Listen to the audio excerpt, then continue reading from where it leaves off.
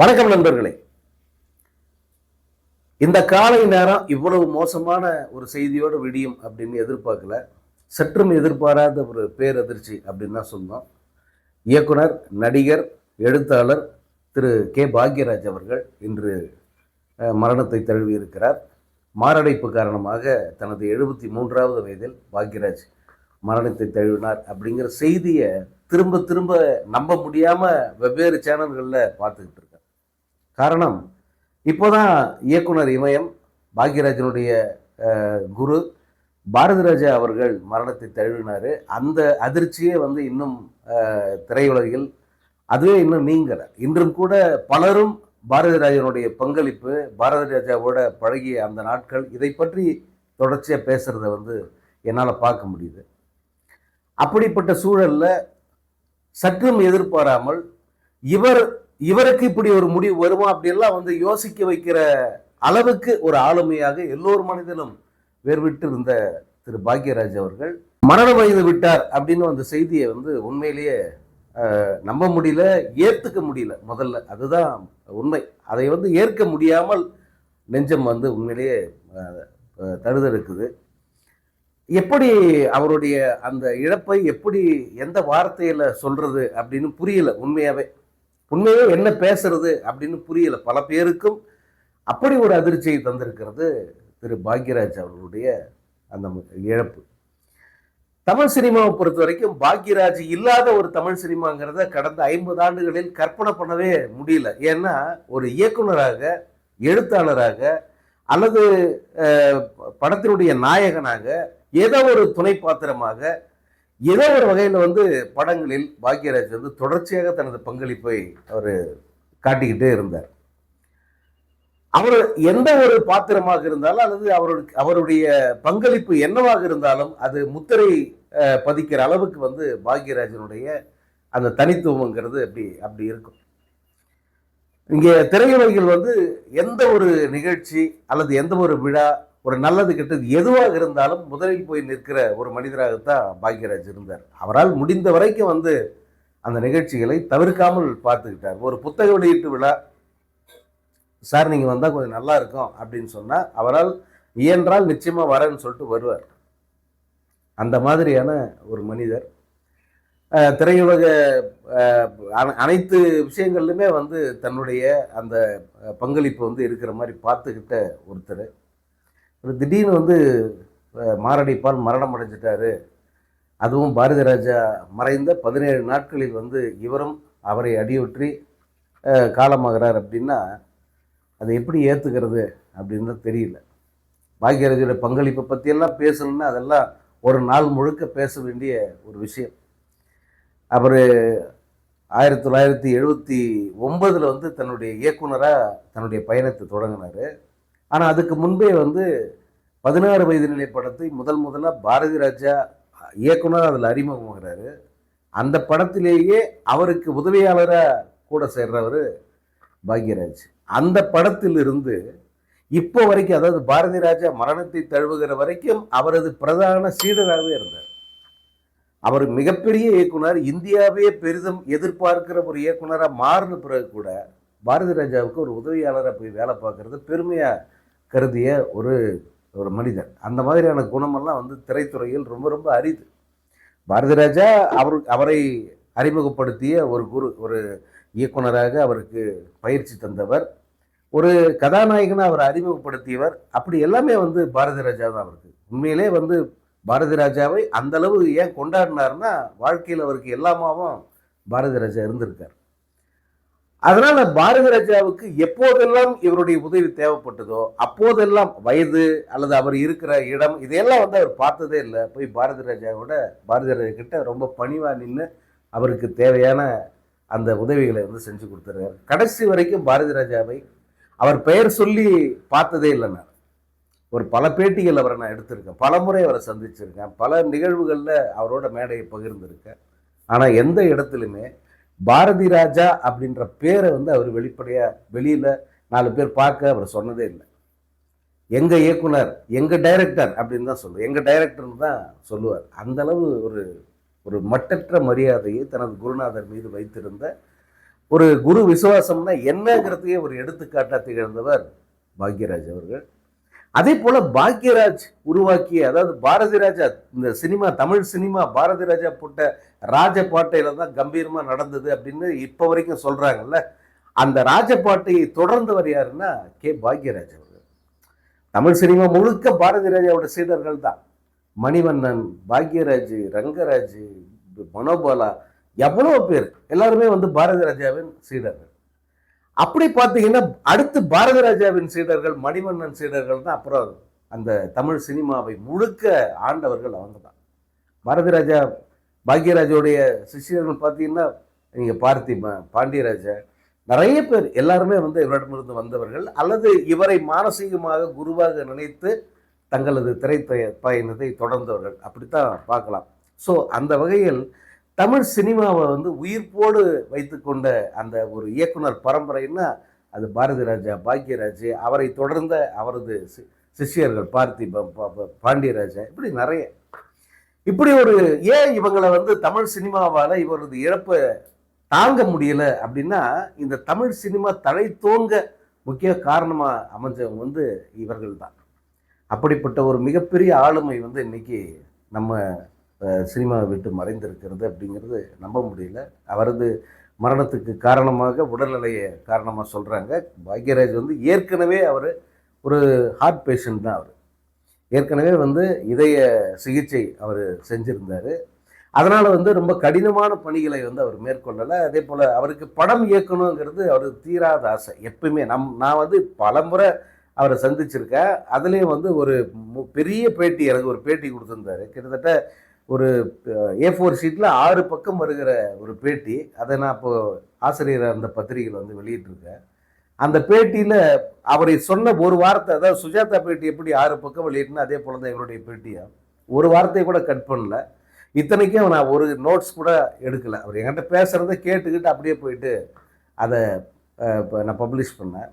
அதை பார்த்துட்டு அவரும் என்ன ஆச்சரியத்தோடு கேட்டார், எப்படி நம்ம பேசின ஒரு வார்த்தை கூட மறக்காமல் அப்படியே போட்டிருக்கீங்களே, எந்த இடத்துல நீங்கள் நோட்ஸ் எடுத்து கூட பார்க்கல, டேப்பில் ரெக்கார்ட் பண்ணல, எப்படின்னு கேட்டார். அது அன்னைக்கு இருந்த காலகட்டம் அது அப்படி. இன்றைக்கி அது முடியுமானா வாய்ப்பு இல்லை. இன்றைக்கி எல்லாத்தையும் நம்ம பதிவு பண்ணிக்கிட்டு இருக்கோம். அப்போது அந்த பேட்டியாகட்டும், அதன் பிறகு பல முறை நான் சந்தித்து அவரை பேட்டி எடுத்திருக்கேன். அப்புறம் வீடியோ பதிவுகள் நிறைய எடுத்திருக்கேன். ஆனால் எல்லா நேரத்திலுமே என்கிட்ட தவறாமல் அவர் சொன்ன விஷயம் என்னென்னா, நான் ஒரு படம் இயக்கணும், திரும்ப அந்த முந்தானை முடிச்சு பாக்யராஜ், வீட்டில் விசேஷங்க பாக்யராஜ், அந்த மாதிரியான ஒரு முத்திரை பதிக்கிற ஒரு படத்தை நிச்சயமாக நான் பண்ணுவேன், என்கிட்ட அவ்வளோ கதைகள் இருக்குது அப்படின்ட்டு நிறைய சொல்லுவார். இத்தனைக்கு தலைப்பெல்லாம் வச்சிருந்தார். தலைப்பெல்லாம் ரெடி பண்ணி தலைப்போடையே அவர் கதைகள் கையில் வச்சிருந்தார். அந்த படங்களை இயக்கணுங்கிறது அவரது பேராசையாக இருந்தது. ஆனால் உடல்நிலை காரணமாக அவரை அதற்கு அனுமதிக்கலை.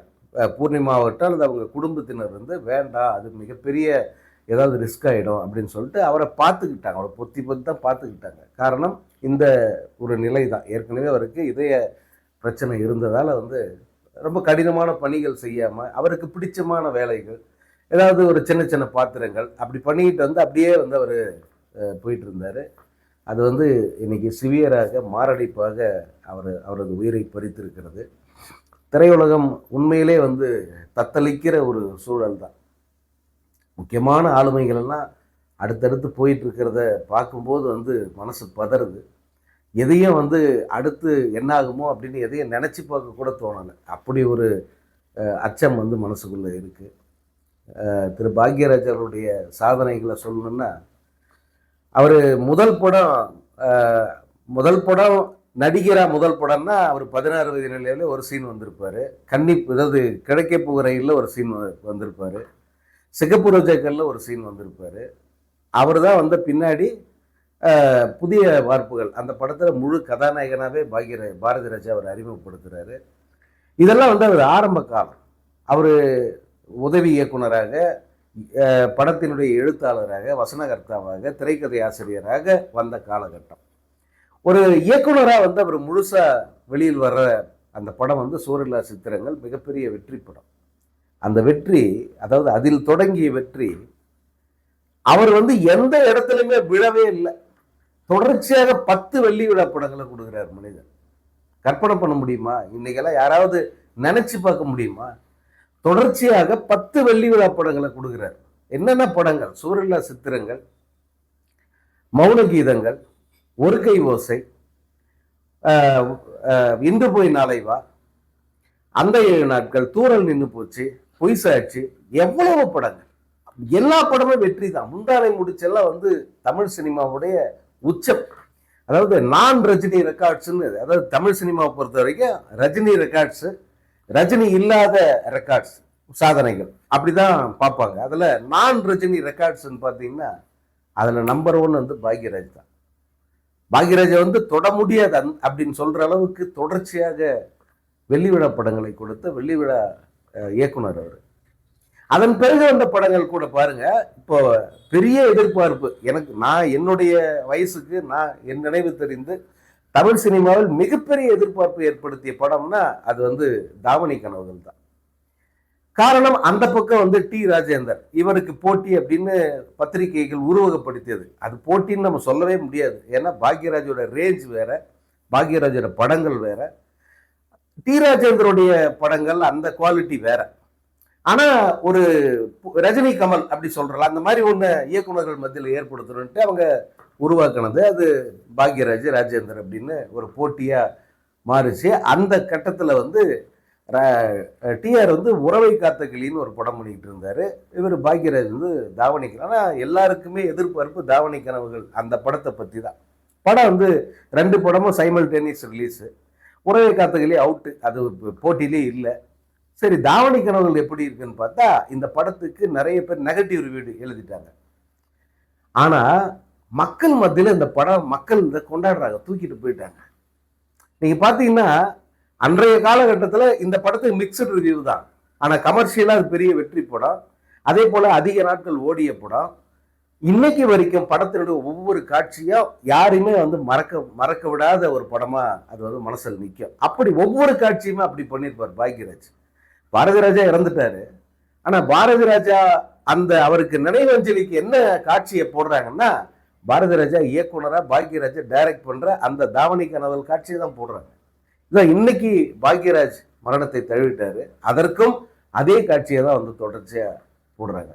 ஸோ அப்படி ஒரு மறக்க முடியாத ஒரு படங்களை வந்து பாக்யராஜ் வந்து கொடுத்துருக்காரு. அவருடைய அந்த இயக்குனரா 28 படம் பண்ணியிருக்காரு. அதுல 26 படம் அவர் முழுசா இயக்குனரா வேலை பார்த்த படம். ஒரு படம் பொய் சாட்சின்ட்டு, அது அவருடைய குருநாதர் ஜி ராமகிருஷ்ணங்கிறவருக்காக வந்து அவர் திரைக்கதையெல்லாம் எழுதி நடிச்சு ஒரு டைரக்டராகவும் ஒரு பாதி அவர் வேலை பார்த்த படம் அது. அதுக்கு அடுத்து பார்த்தீங்கன்னா இது நம்மால், அந்த படம் பாக்யராஜ் முழுசா பாக்யராஜ் படம் தான். ஆனா இயக்குனராக பாலகுமாரன் அறிமுகப்படுத்தினாரு. அந்த படத்தில் கதை, திரைக்கதை, வசனம், இயக்குனர் மேற்பார்வை அப்படின்ட்டு அவர் பேர் இருக்கும். படத்துக்கு மியூசிக்கும் வந்து அவர் தான். ஸோ இந்த 2 படங்கள் இப்படி, மற்றபடி வந்து 26 படங்கள் வந்து ஒரு இயக்குனராக வேலை பார்த்துருக்காரு. ஆனால் நடிகராக கிட்டத்தட்ட ஒரு 80 படங்கள் நடிகராக நடிச்சிருப்பாரு. பிற இயக்குனர்களின் இயக்கத்தில் நடிச்சிருப்பாரு. அதே போல தான் நடிக்காமல் இயக்குனராக மட்டும் வேலை பார்த்த ஒரு படம் வந்து சொக்கத்தங்கம். அது வந்து விஜயகாந்தை மட்டுமே வச்சு அவர் பண்ணார். அந்த படமும் கூட ஒரு மிக்சட் ரிவ்யூ தான். கமர்ஷியலாக வந்து மிகப்பெரிய அளவுக்கு பேசப்படலைன்னா கூட அந்த படம் இன்னைக்கு வரைக்கும் அந்த குவாலிட்டிக்காக, கண்டென்ட்டுக்காக இப்போ வரைக்கும் அந்த படத்தை கொண்டாடுறாங்க. அந்த படத்தை பார்த்தீங்கன்னாலே வந்து ஒரு பொங்கல் நேரத்தில் ஊருக்கு போன ஒரு எஃபெக்ட் வந்து எல்லாருக்கும் கிடைக்கும். அப்படி ஒரு நிறைவை தந்த படங்களை இயக்குனர் பாக்யராஜ் தன்னுடைய பங்களிப்பாக கொடுத்துருக்காரு. பாக்யராஜ் வந்து தமிழ் மட்டும் இல்லை, தெலுங்கு, கன்னடம், ஹிந்தி எல்லாத்துலேயுமே வந்து மோஸ்ட் வாண்டட் டைரக்டராக இருந்தவர். இங்கே ஒரு படம் பாக்யராஜ் பண்ணுறாருன்னா அந்த படத்தினுடைய உரிமையை சுட சுட வாங்கிட்டு போயிடுவாங்க ஹிந்தியில். மற்ற லாங்குவேஜை விட ஹிந்திக்காரங்க பார்த்துக்கிட்டே இருப்பாங்க, பாக்யராஜ் தமிழில் என்ன படம் பண்ணுறாரு, அந்த படத்தோட ரைட்ஸை வாங்க. பாக்யராஜ் எல்லா படமும், அதாவது அவர் இயக்குனராக உருவாக்கிய அத்தனை படங்களினுடைய ஹிந்தி ரைட்ஸும் வந்து அவங்க வாங்கிட்டாங்க. மேக்சிமம் படங்களை வந்து ஹிந்தியில் எடுத்துட்டாங்க. மேக்சிமம் படங்கள் வந்து ஹிந்தியில் மிகப்பெரிய வெற்றி படம். அவர் தமிழில் தன்னுடைய குருநாதருக்காக ஒரு கைதின் டைரி அந்த கதையை வந்து உருவாக்கி தர்றாரு. கதை, திரைக்கதை எல்லாம் அவர் தான் பண்ணித்தராரு, கதை வசனம். அந்த படத்தை வந்து அவரே ஹிந்தியில் எடுக்கிறாரு அமிதாப் பச்சனை வச்சு. அதை பற்றி அதை நிறைய கதைகள் அதை பற்றி நீங்கள் கேள்விப்பட்டிருப்பீங்க. அந்த அவுட்கம் மட்டும் பாருங்கள். தமிழில் பெரிய வெற்றி படம் ஒரு கைதியின் டைரி.